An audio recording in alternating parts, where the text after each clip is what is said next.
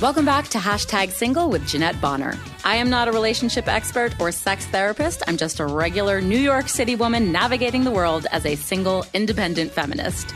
#Single is about having honest conversations with other singles in today's device-obsessed culture. So I hope you'll join me on this interesting, challenging, and complex journey as we navigate the ins and outs of singledom.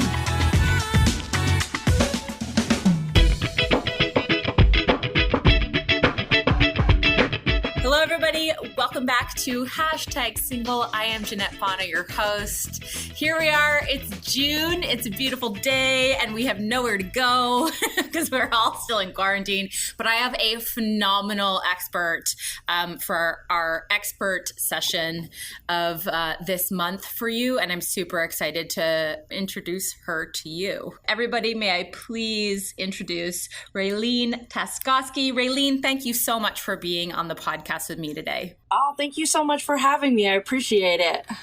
Raylene is a motivational speaker and stand-up comedian. She has spoken to over 10,000 women about sex over the last decade, and from that, she's created a keynote talk called Let's Talk About Sex, the importance of open, honest discussions about women's sexual health. Raylene developed her unique mix of sex ed and stand-up comedy in living rooms throughout New England, and for 13 years, she's educated women about how their bodies work and why they work that way, and along the way, she's gained some hilarious universal truths and insights, letting everyone hear what we've been talking about in private for years. That's quite a bio. Yeah, and you did a great job on it. Oh, thank you. You sound like the best friend that everybody needs to have, to be perfectly honest. Yeah, I'm going to talk about sex whether you want me to or not, because it's just so ingrained in me that it just becomes a conversation. And the more I talk about it, the more people are getting more comfortable talking about it. Yeah, it like destigmatizes it a little bit. Exactly. And that's what I'm going for. Yeah, I found that way with my friends too. Like I've always just been sort of a straightforward person who is not prim or proper about sex. And I have found, I'll just say like, I remember once I was like talking with some girlfriends and I was just like, oh my God, he had the biggest penis. And there was just like a moment of silence. And I was like, was that, what did I say? Penis? Or did I, just because I said he had a big penis? Like people were just like, oh, you're just going to say it like that. And then everyone just sort of got okay with the fact that like Jeanette's going to just sort of say it like it is and accepted that about me. That's, 100%, because I think, honestly, using proper body part names freaks people out. And I always say penis. There is no other word for that body part in my mind. There's lots of them that I hear, and some of them to me are very cringy. But for me, it's a penis. And it's a penis on my grandson, and it's a penis on my husband, and it's a penis on that guy over in the park. Like, it's what it is. And I see people sometimes will cringe when I say penis. And I'm like, why? First of all, let's destigmatize body parts. Do you also get freaked out when somebody says no, nose, elbow, big toe, knee? Right. Like, it's a body part. That's what it's called. It's a penis. And then I'm also the same thing with vagina, vulva, clitoris, labia. And I wasn't always that way. But I've now become so used to saying things. The way it started out is because I was in direct sales. I wanted the parties to be fun and educational, but I didn't want them to be vulgar. And so what other people find vulgar are very different. And so if you just use the word penis, vagina, vulva, testicles, nobody can ever accuse you of being vulgar. And so I just got used to it. And now, I mean, that's what I'm going to say. Yeah. So let's talk about a thing I don't think I was clear on is that you are also the senior director at a company called Pure Romance, which is the nation's leading in-home direct sales company for women, offering what they refer to as romance enhancement products. Talk about euphemisms. And intimacy education. So, like, which came first for you? Excuse my pun, but the working for Pure Romance or creating your talks and your comedy bits about sexual education? Oh, 100% Pure Romance. When I started with Pure Romance, I couldn't say vagina or penis or anything without blushing. Oh my God. I knew absolutely nothing. I had no toys, no lubes, no heighteners, no cleaners, no lingerie, and as I say at my comedy show, no complaints, right? So it wasn't like I got into it because I needed anything. I got into it because I realized that there was education that needed to happen, because at the first party that I went to, well, there was actually 3 parties before I got started. One of them was vulgar and disgusting, and I swore I would never go to one of those parties again. And then 12 years later, I went to a party, and then 3 months later, I went to another party with the same girl. And then after that, I joined Pure Romance, which was not the same companies. These are sex toy parties specifically, right? Yeah. Yeah, I had been to 3 sex toy parties before I decided to join. The first one, like I said, was like horrifying, and I swore I would never go back. And then this is actually part of my TED Talk, is how I got started with Pure Romance, was that I learned something at the first party that I feel like I should have always known, and I was kind of pissed off about it. So at the age of 38, I was learning about lubrication in a normal, natural way, in that most women need lubrication. And I was angry because I was 38. And I'm like, how did I get to 38 with nobody ever telling me about lubrication? Not a doctor, not a friend, not a partner, not your gynecologist? Not really. You know, they would say, do you feel lubricated enough? And then, when your legs are in the air, you will say whatever you got to say to get them back down. So I was like, yes, I'm lubricated enough.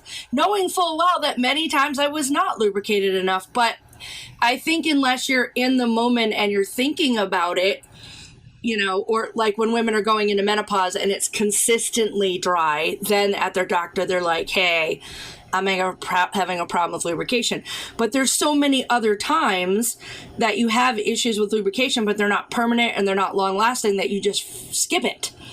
When you shouldn't skip it, because sex is never supposed to be painful. And anytime you're literally dragging a penis through your vagina up and down those vaginal walls, you're creating micro tears. So you should always be well lubricated, if not naturally, then with something else. And I didn't learn that until 38. And that's when I said, somebody needs to go out and share this information. Yeah. And do you think that was just like, I've talked about this on the podcast in previous episodes. We just talked about our lack of sufficient sexual education in schools in America. True. Do you feel like that was really the reason that you felt sort of in the dark about things, or was it really coming from the way that you grew up? Both, all of those. I was raised in a very born-again Christian conservative family, so we didn't talk about sex.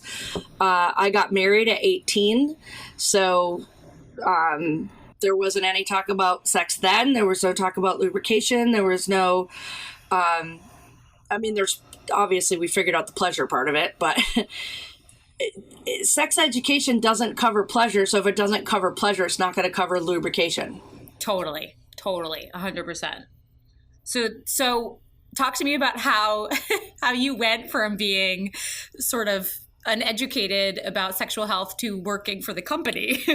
Well, I started knowing nothing, and then it was all ask and learn. Like, people would ask me a question, and then I would go find out the answer. We have some really great resources that are available to us.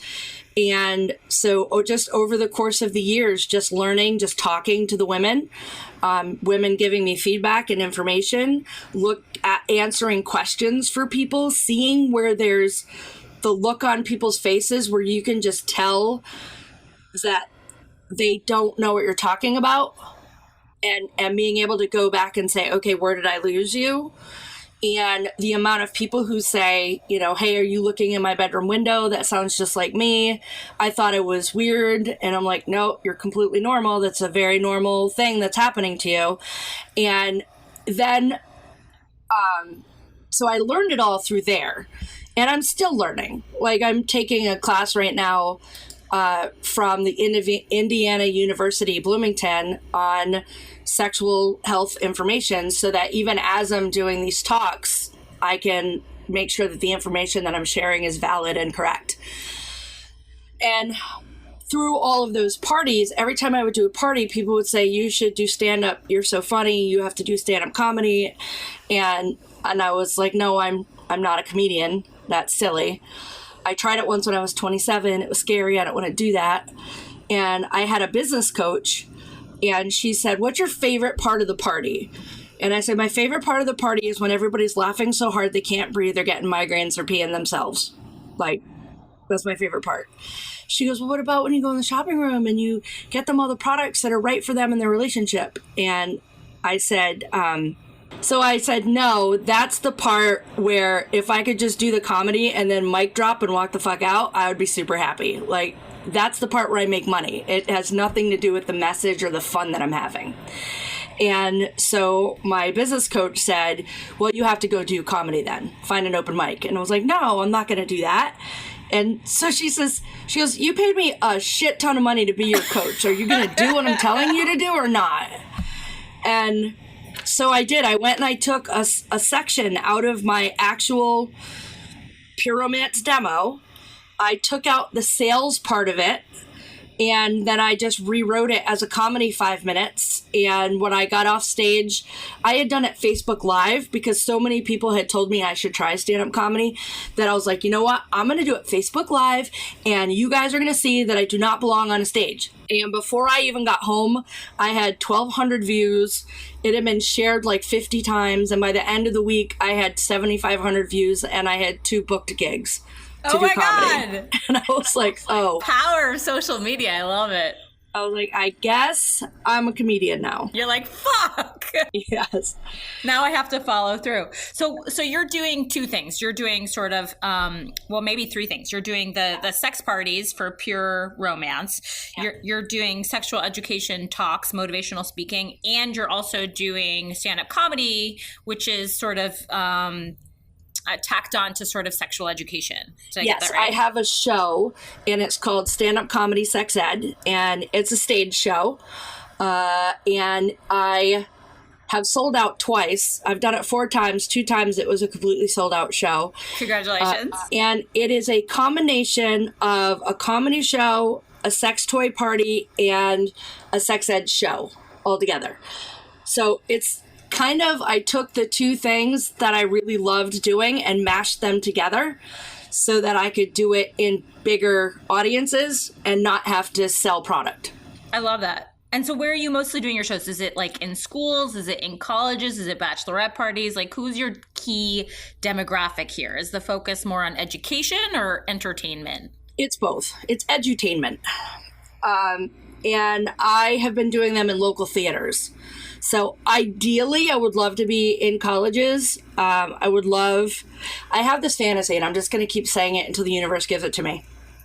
I want to do my Let's Talk About Sex, the value of open, honest discussions about women's sexual health at a Rachel Hollis Rise conference or something similar. And then that evening, have my stand-up comedy sex ed show be their entertainment. I support that. I reverberate that back into the universe for you.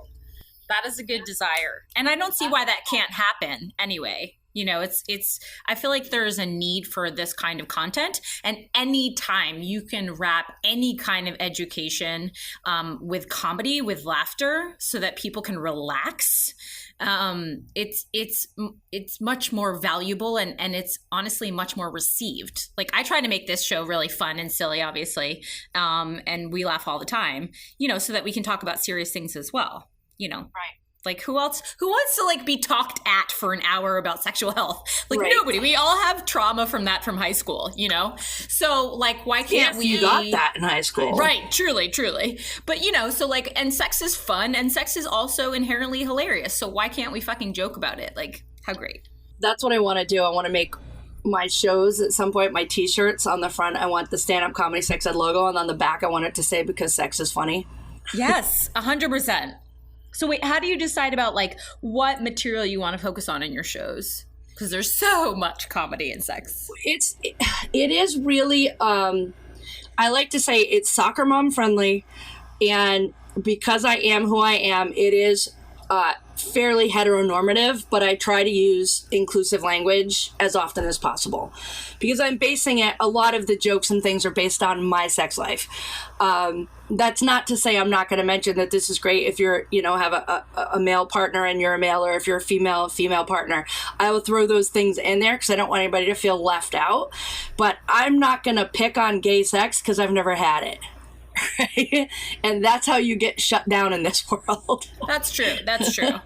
I'm only going to pick on things that I know about. So, but you're married, right? Yeah, 24 years on Monday.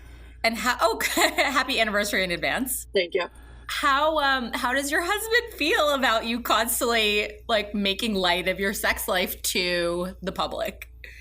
I've heard him giggle, and it's funny because he does not laugh. He is nearly impossible to get me to make him laugh. And he had never seen a Pure Romance Party because they're ladies only. And he hated my comedy, hated it. And we have gotten in arguments about comedy when I pick on him or I say something that had happened. And for a while, he was banned from coming to my comedy shows because he would get pissed. And I would be like, dude, it's comedy. You know, all comedy is based a little bit in reality, but everybody knows it's exaggerated for comedic effect, you know, but he couldn't handle it. But then when I started doing my stand-up comedy sex ed shows, he became my number one fan. He's helping me bring my stuff in. He sets everything up. He breaks everything down while I'm doing the kiss and cry in the back. And I remember the first time I did my stand-up comedy sex ed, he was in the very back of the room and I said something and I heard him laugh. And I said, that's it. I've done it. Oh my gosh. I've done it. So it's not, I start out in the beginning, and I said it at the beginning of this one too. I had no toys, no lubes, no heighteners, no cleaners, no lingerie, and no complaints.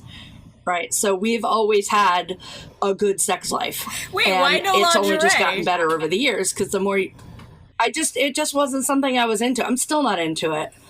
Like, it's just, I've got my own body issues. I'd rather either be naked or wearing a 3X t-shirt I got for free from the bank. Oh my God. I love those two extremes. You're just, okay. I'm into it. I mean, you're really, I mean, I know you know this, but like you're exceptionally blessed, not only to have a partner, because as you probably guess, most of this podcast is talking to other single people about why finding a partner in the online dating culture right now is so inherently tragic.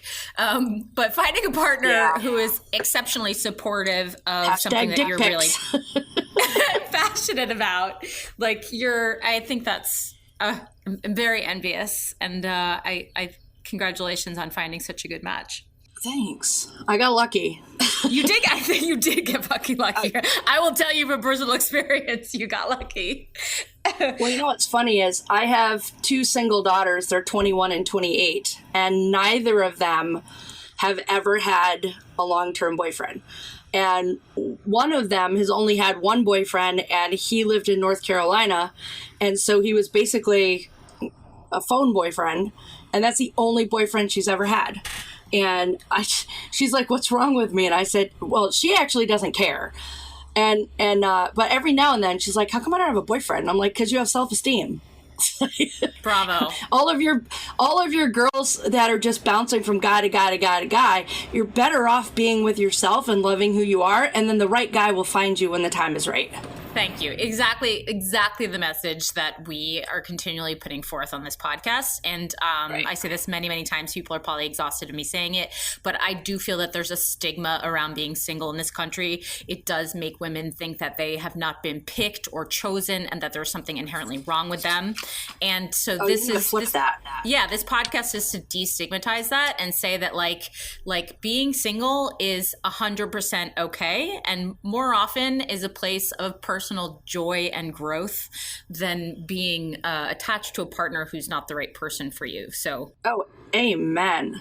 Happy to talk to them if they, I don't want to put this on them, but if I would love to get a younger voice on the podcast if they're ever interested in coming on, or just have them listen to a couple episodes, to be perfectly honest. But well, my daughter Sarah just did one of my podcasts, and girl, she's hysterical to have on. We'll talk. But back to you and your, I love your family, but back to you. So, I want to know what, since we were talking more about like your set and stuff, what is your personal favorite bit or your joke from your set? Would you be open to sharing it with us? Well, it's hard to do bits unless you're in like the moment. I've just been dropping little bits of them as we've been going. Well, how about what's your favorite subject to talk about? Like, what do you think you get the most response from an audience when you talk about it? Is it like blowjobs? Is it masturbation? Is it husband jokes? I don't know.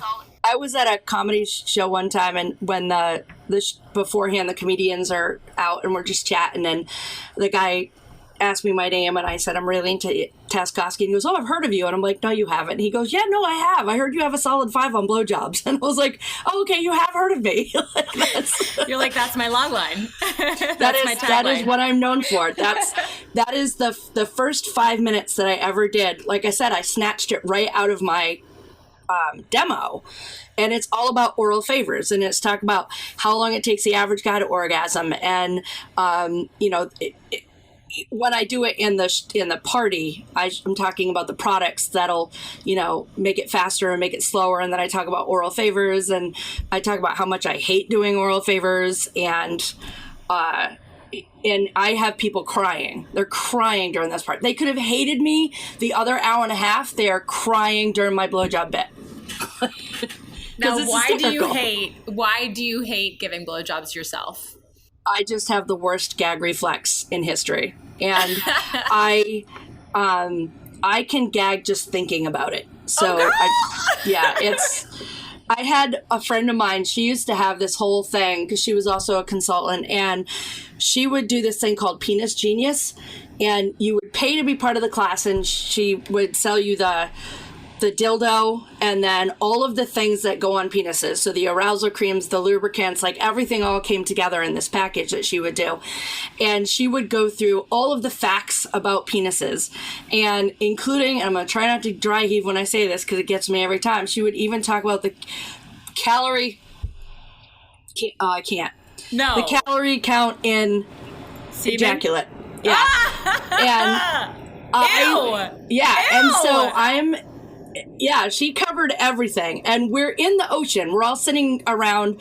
It was on a trip that we had all earned. And we're sitting in the ocean, and I start to dry heave, and she's still going, and I'm dry heaving. And I'm like, we're in the ocean. You need to stop, because if I throw up, we're going to get eaten by sharks. Like, just stop. Now I can't stop thinking about it. What is the calorie count? I don't remember. I was dry heaving so hard. Oh, Raylene. Now I have to Google it, and then I'm going to get creepy ads. Yep, you are. I apologize. I hate every time I ever think about that because my stomach gets so grossed out by it. But it's a mental thing, and I'm aware it's a mental thing. And we have a product that will help with the gag reflex, but that's for people who have a gag reflex. Like if you gag when you do your toothbrush, or if you hit a certain spot in your mouth, like I have a gag reflex and I have a mental gag reflex. Like the dentist office hates me. Wait, is it a muscle relaxer? What is it? Pardon? What's the product? Is it like a muscle relaxer? It's called Great Head, and it coats your throat. So it coats it with a thick layer so that you're less likely to be reactive to something touching the back of your throat. And it works very well for people who have a gag reflex. But that's how it started. I would say this works excellent if you have a gag reflex. This does not work if you're gagging because there's a penis in your mouth. Right. Because like I've been married for however, at the time I was like 12 years. And I do the ABCs of oral favors. It's anniversary, birthday, coach bag, and shit-faced. Pick 2. One of them must be shit-faced. Oh my God, I love that coach bag is in there. Yes. If anyone ever gave me a coach bag as a gift, they could do literally whatever they wanted with me. Like, fuck the blowjob. Like, it's your buyer's choice. What do you want? So another part of my show, and it's a true story, I had done this huge party in the Hamptons in Montauk Point, and it was in February or something, and my husband and I decided to make it a weekend because in order to get there I have to take a ferry anyway, and I wouldn't have been able to take the ferry home because it would have been too late. So we went, and I had my eye on this Kate Spade bag for weeks. I had put it on my Facebook, I had put it everywhere, like, universe, I want this bag. So he drops me off, and then he drives around the Hamptons for 5 hours. It was a massive party, and it was like a $3,000 party. So my commission from this party was like $1,700. And we're out and eating dinner, and I'm like, I'm going to go buy that bag tomorrow. I'm so excited. Da, da, da, da, da. And we get back to the hotel, and I get out of the car, and I'm always like 15 feet ahead of him. I get on the elevator first, and then he comes around the corner, and he's holding this bag from Kate Spade, and I'm like the shopping bag, and I'm like, oh my God, is that the purse? And so we go upstairs, and he had bought the purse for me, and I was so excited. And so then we had regular sex at night, and then the next morning I wake up and he's got that glorious morning penis, and I was like, a good wife would suck that dick. And then I dry heaved, and I said, I'm not that good of a wife. Oh.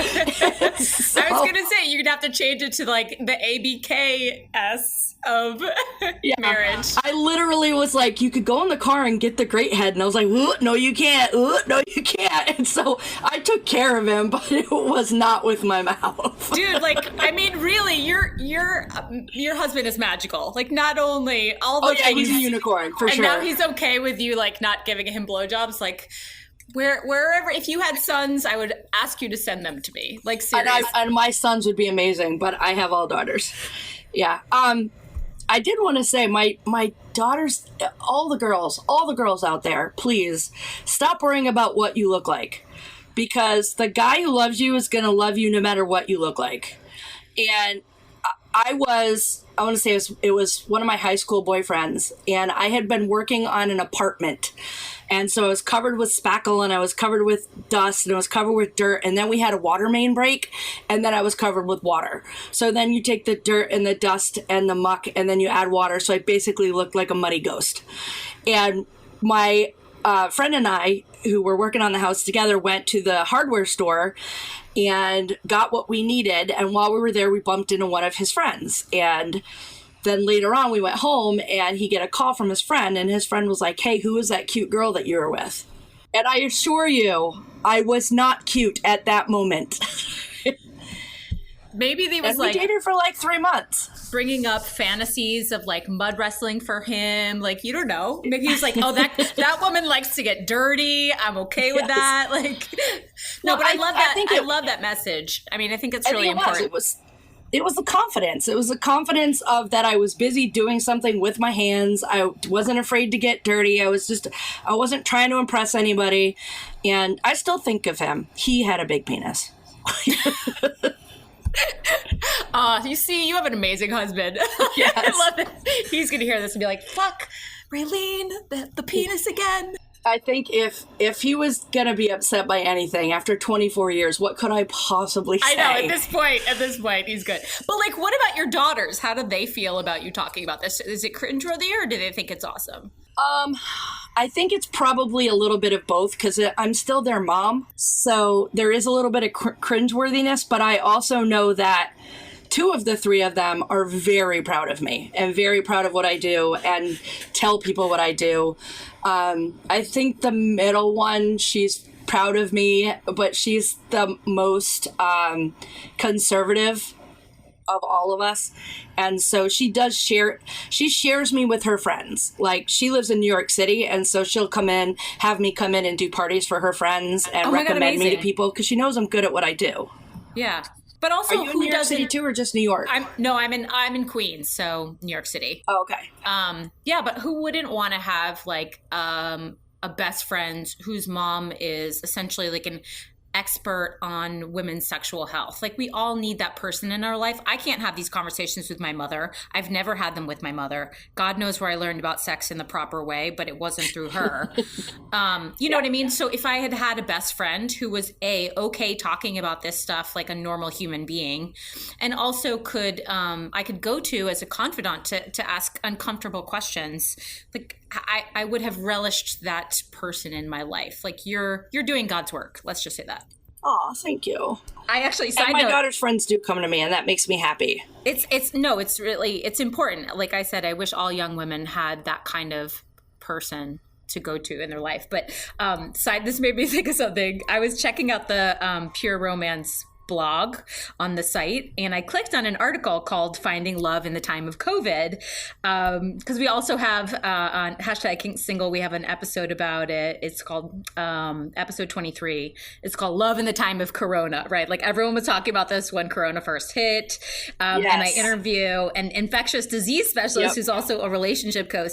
But the site prompt said, "You might also like this article," and it was a Mother's Day gift guide to intimate gifts, and I just like completely lost it. I mean, look, if you're like in your sexual prime and a mother, yes, like, please get your wife something fun like that. But all I could think about was the stuff that we gave my mom for Mother's Day in the past, which is like, there was like a long tradition of giving her freaking like pot holders as children, as if we needed to reinforce stereotypes any further. Right. But like, the contradiction of my mother receiving a pot holder versus, say, like, I don't know, like a G-spot vibrator was just like a little too much for me to process. Exactly. I just thought, but that's, I think a lot of us probably have that wall up where we can't picture our mothers as sexual human beings. And I will tell you that I have the same problem with my parents.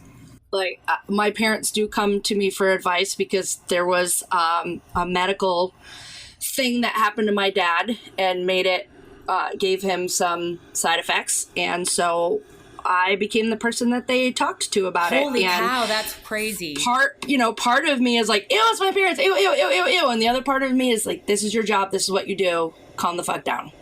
Right? Because I want my parents to have sexual satisfaction up until the moment they die. I mean, if I want it for myself, why would I not want it for my parents? And I also want it for my daughters. I want them to have sexual satisfaction. Do I want to know about it all the time? Not so much. But do I want it for them? Absolutely. Good for you. I mean, if you really, when you put it in that framework, we should all want that for people that we love. Absolutely. Let's talk to your single friends about sex toys. Yes, please do. Let's talk about us, because we're so neglected, us single people. I did want to actually talk to you about being single and being and like what I refer to as single sex, which is to say sex with yourself, since none of us are really connecting in person right now. Well, I'll amend that to say you're not supposed to be sharing spit with strangers right now, but I bet you people are having some COVID booty calls or one night stands. I just wouldn't want to risk my health personally. I've been talking to my friends and like, we're all just sexually deprived. Not like we were having crazy one night stands as it was, but when you're actively dating, when you're going out and meeting people, going home once in a while with someone you have a really strong sexual attraction to is a side effect. And now we're not meeting anybody. Exactly. So we're all just we're all just having single sex, as I refer to. So I don't know. Do you have any tips or tricks to sexual satisfaction during the time of COVID? I would say you have to get in you have to get in a headspace. And it's the same thing as when you're with a partner. If you're not in the headspace, you're not going to orgasm. So you need to romance yourself. So you can watch a movie that makes you happy, or romantic. I'm not saying watch a porn, but that would probably work too. But I mean, if you want a quick fuck, watch a porn and get off. Great. But if you want to have a moment with yourself, your favorite movie, a glass of wine, a shower, a candle, make a date for yourself to enjoy it. Or just wham, bam, thank you, ma'am. Either way, I'm a big fan of a power nap. A nice reset. Power nap meaning I set my Siri for 20 minutes, masturbate for 2.5, I sleep for 17, and I wake up in a better mood. That sounds phenomenal. You're like a perfect recipe for an afternoon reboot. Yeah, that's those are my power naps. It's a good like analogy, because not all sex is created equal, right? Like sometimes, even if you have a partner, sometimes it's a quickie and sometimes it's a connection and it's romantic. So obviously treating your own body with the same kind of parameters makes sense to me. And as much as I sell sex toys, I do not believe you need sex toys for a great orgasm. I learned how to rock the boat at a very young age, and I rarely need anything more than that, than a happy thought and 2 fingers. And the clitoris is on the outside, so I don't know where everybody came up with if you're masturbating, you must be fingering yourself, because that's nowhere near your clitoris. So Totally. Question mark there. I'm sure that was a patriarchal idea, which we all love. I'm sure. They're like, you must be sticking your fingers inside because that's where everything happens. That's no, it what doesn't. Girls do to themselves. Do you have any specific products that you love or you want to recommend to single women? We have got this great toy called the Twilight Mood, and it bends in half. So you can hit your clitoris and your G-spot at the same time, and it vibrates on both sides. And then if you do have a partner, it's low. It's, what's the word I usually use with this? It doesn't take up a lot of space on the inside, so your partner can still enter right underneath it, which will push it up further into your G-spot, and you'll still get your clitoral stimulation on the outside. And you can also use it on a penis. You can, on the testicles during your oral favors to move them along a little quicker. So it's a multi-use toy that I'm a big fan of. Yeah, it's like the universal remote of sex. Exactly. It's called Twilight Mood.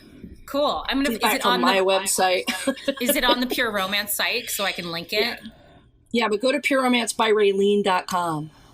Ooh. Oh, right. Okay. So we can get the inside scoop of what you like. Well, and also I get commission if you do that. Well, I assumed. I just didn't want to say it out loud. I was just trying to be polite. I don't want anybody to think that I don't earn commission on my sales. I have loved being a Pure Romance consultant for 13 years. I want to be a speaker and I want to do my stage shows, but Pure Romance is still how I pay my bills. And so I've very much enjoyed it. I have had to learn to flip to now I'm doing online parties, which was terrifying for me at first. And now I'm just like, I would like to keep doing them online because now I don't have to leave the house. I don't have to wear pants. I can drink wine. Who's doing online parties? Is it like bachelorette parties? Like, are they virtual? It's just virtual parties. People who still want to have, they want to either get free stuff or they want stuff and they don't know what they want. So they'll pop in for a live party. Oh, so and just they no don't excuse. Just like I could host one if I wanted to. Absolutely. Fuck, we should totally do that. We should. Then you can see how I do the other half of my life. Yes. Okay, we'll talk. It's a lot of fun. That sounds great. What are the top 3 things that you think would surprise people most about sex? Or have you found that surprise people most about sex? Well, honestly, it's ridiculous that how many people don't know the arousal system between men and women. And as much as we joke about it, people don't realize the fact is men orgasm average 2.8 minutes. And the women average between 15 and 20 minutes. That's our arousal system with a partner. It takes us longer to get aroused. That's why I said earlier, date yourself, have a glass of wine, take a shower, shave, watch your sexy movie. It takes us time to reset our brain from I'm working, I'm cooking dinner, I have to do some more stuff for work because now everybody's working from home. And to separate your, of course, for me, sometimes I'm like, fuck it, I need an orgasm, and I go do a power nap. Yeah, but you're probably, I'm with you. You're blessed in that arena, but your work is around sex. So to be fair, your brain is probably already thinking about sex by the time you're ready for a power nap. No, it's usually when I'm watching Outlander. But Outlander is hot, though. Can we talk about that? Yes. The sex scenes in Outlander, I talk about them all the time to my girlfriends. I'm like, oh my God, you have to watch them. Yes. I'm so glad we're on the same page about that one. But when I'm talking about, when I do my TED Talk about open, honest discussions about women's sexual health, that's great for TV, but it's not real. Oh, of course not. Right. I mean, as much as I'm sure there were people who enjoyed it, back then, few people showered very often. They didn't brush their teeth. They didn't shave anything. They were hairy as fuck, I was going to say. Yes. Yeah. It takes a while to bust through that chamber of hair that's been created down there. that web, like briar patch you have to cut through. But also, yeah, even in Outlander, Hollywood's guilty of this. Like, everyone sees women being ready to go in a moment of passion, which is not true, because women need to get warmed up in order to release the vagina muscles. Yeah. And they also are somehow able to climax, just as you talked about, in that moment of penetration without a guy doing anything else. Right. That's something that really bothers me. But of course, it's like, I don't know, it's an expectation of what we want to see. I guess it's the only film I've ever seen that has sort of dismantled that patriarchal expression of sex has been Blue is the Warmest Color, which of course is like with two women in the first place. Have you ever seen that film? I haven't. I'm saying the only place I you saw have was homework. in... You have to. It's so fucking hot. It's insane. Like, and I'm obviously not gay, but these two women have the hottest goddamn sex I've ever seen in my life. Of course they would. They know where everything is. Yes. Yes. No, but it was heavily criticized at Cannes because the sex scene went on for, wait for it, 8 minutes, which is not even realistic in real life, but too long for Hollywood. And so people got up and started walking out of this sex scene because it was uncomfortably long, as people said. And well, it would be uncomfortably long to watch. It's not uncomfortably long to be in it. No, but the fact that we represent sex scenes as like 30 seconds long in film, that's what I was saying. That's unrealistic. Whereas watching 8 minutes is still not realistic and felt too long for everybody. So anyway, we digress about film. That's okay. That's okay. What do you want? Like, what do you hope that people who experience your show, I'm thinking specifically your comedy show here, but you could sort of broaden that to all of your work. Like, what do you really hope that people will take away from it? What is your driving purpose behind your show and what you do? I want people to be able to talk to their partners to make their sex lives better. Because communication is the number one thing that will improve your sex life. And it doesn't matter how you want to phrase it. So, for instance, when my husband and I were first dating, we would go to, my house was on one side of town and the bar that we would go to was on the other side of town, and his house was in between. And every time we would leave the bar that we hung out with, because we did a lot of line dancing, he'd be like, I have to go home and walk the dog. And then we would go to his house and then we'd have sex and then we would go to my house. So after a while, it just walk the dog became a euphemism for having sex. And it would still be a conversation where I could say, hey, you want to go walk the dog? You know? And then later on, it became got 9 minutes, because that was a different thing. And then later on in our relationship, you know, I was like, hey, remember that thing that we did that time? And he's like, yeah. And I'm like, I kind of liked that. You know, so however you need to communicate with your partner what you want will make it better all the time. And so I want them to be able to talk about communications. That's why I really like my stand-up sex ed comedy show, because then people come as couples and they can converse on the way home. What did you think about what she said about this? What did you think about that toy? What did you think about this?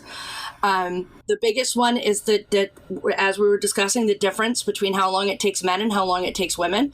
So when men understand it, when they hear it from somebody other than their partner, they're more likely to understand it. Plus, I show a 3D clitoris, and when I show the 3D clitoris, then they understand that they're nowhere near our sex organ when they're inside. So I like that. And then the other one is use lube. Always have lube on hand. Always have it on hand. Doesn't mean you need it every time, but you should always have it, because when you need it, if you don't have it, it will ruin your sexual experience. Because now you're running around the house going, what do I have? Olive oil, mayonnaise, what the fuck can I use? Exactly. Please don't use melted ice cream. No, you can use coconut oil. I don't like coconut oil because it solidifies, although it does stay liquid at body temperature, so that's not too bad, but I prefer MCT oil. Isn't there sugar in coconut oil? No, coconut oil, pure coconut oil is just coconut oil. Just oil, okay.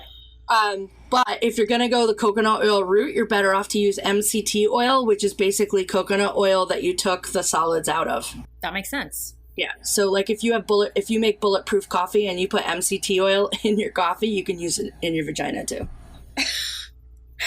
I love multi-uses. Exactly. We're just a no-waste company here. It's phenomenal. It's not my favorite lube, but if you don't have my favorite lube, then you can have some coconut oil. But my favorite lube is called Just Like Me.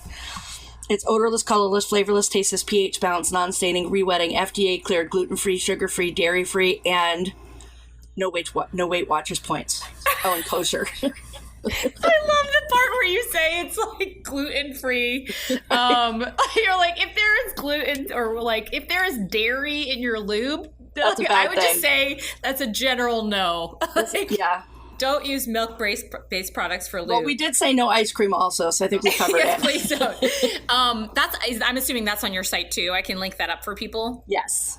Killer. I will do that. It's literally the best. It re-wets. So as long as you have a little of your own vaginal moisture, it will stay wet. And if you have none whatsoever, like you're high as fuck and you're dry, a little bit of spit will re-wet it for you. Oh, that's so neat. That's like I'm so corny. I'm like talking about lube and I'm like, what a neat product. But really, that's like scientifically, that's really neat. Like something that hydrates itself. Like how phenomenal is that? I'm excited to check that out.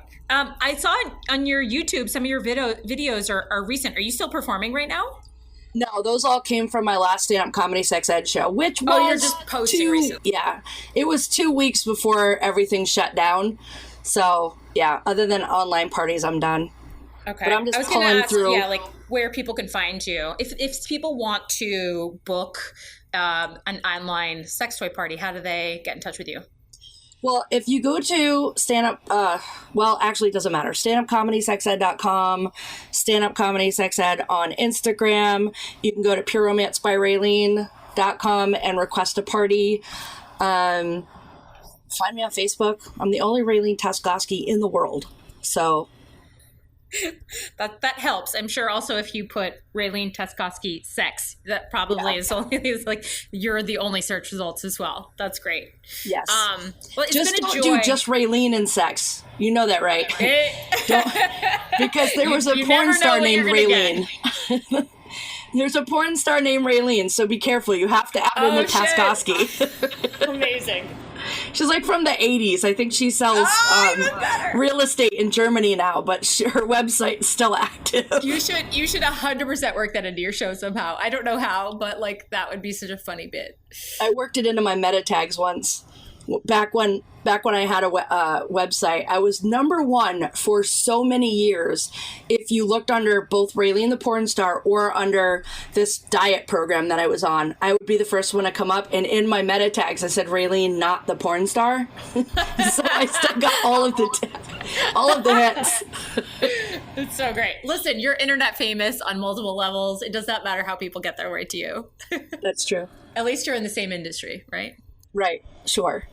Raylene, it has been a joy talking with you. I love having sex positive conversations on #single. I love having them just in general for women, powerful, independent women of the world. And I would love to connect with you further to see how we can maybe, I don't know, do a party or an Instagram live and just like, spread the word to single women who are struggling in quarantine. Yeah, this has been rough. It's been rough on all of us. I hear you. I mean, I've been stuck home with a husband and 2 kids, for crying out loud. You might be craving being single at that point. I know, right? Well, we're all like, the grass is greener, right? Like, that's what all my friends, I'm like, at least you have someone to have sex with. And they're like, at least you do not have to spend every single day looking at the same face. And I'm like, okay, I understand that too. So that's true. Yeah. But now that we've got the kids home, it does put the kibosh a little bit on sex. When they lived here before, it was never a problem, but now they've been gone and come back. Now, for some reason, he thinks they can hear us all the time. And so we have to like squeak quiet moments. And I'm like, psst, want to have sex? And he's like, they'll hear us. I'm like, no, they won't. Also, they're grown women. So right, exactly. They know we have sex. Yes. Well, anyway, Raylene, it was awesome talking to you. Thank you so much for sharing your time and your wisdom and your incredible personality with us. I'm excited to share what you do with more single women in our audience. And I definitely mean, like, I really want to figure out how we can maybe, I don't know, get an event together in the near future. It would be fun. I would love to do it. And thanks for having me. Absolutely. It's been my pleasure. That's it for this episode of #Single, you guys. We will catch you next time.